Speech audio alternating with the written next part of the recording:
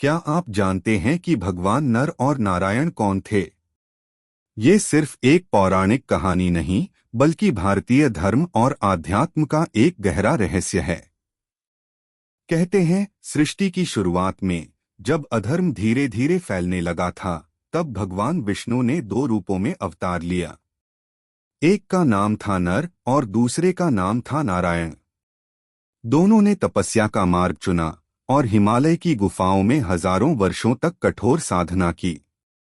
नर का अर्थ है मनुष्य, नारायण का अर्थ है परमात्मा। यह संकेत देता है कि जब मनुष्य नर और परमात्मा नारायण एक साथ चलें, तो असंभव भी संभव हो जाता है। उनकी तपस्या से तीनों लोकों में शक्ति का कंपन होने लगा। देवता, ऋषि और स्वयं इंद्र भी भयभीत हो उठे। इंद्र ने उनकी तपस्या भंग करने के लिए सुंदर अप्सराओं को भेजा, लेकिन नर और नारायण की साधना इतनी मजबूत थी कि वे विचलित नहीं हुए। यहाँ तक कि जब नारायण ने अपनी जंघा से एक और अप्सरा उर्वशी को प्रकट कर दिया, तो इंद्र भी समझ गए कि इन दोनों से टकराना असंभव है। भगवान नर और नारायण का एक ही उद्देश्य था, धर्म की स्थापना और अधर्म का नाश।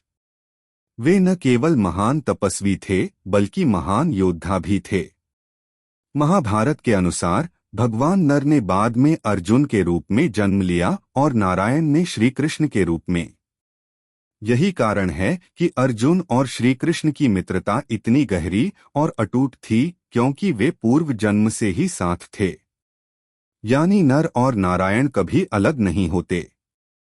जब भी संसार में अधर्म बढ़ेगा, वे दोनों किसी न किसी रूप में लौटकर आएंगे। सीख क्या मिलती है?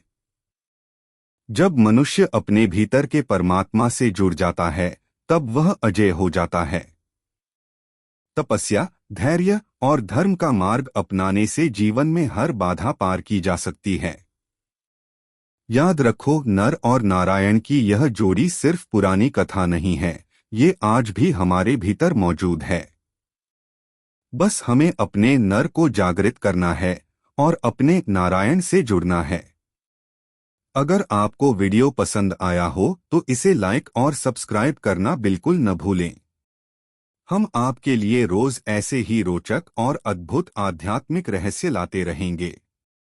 जुड़े रहिए।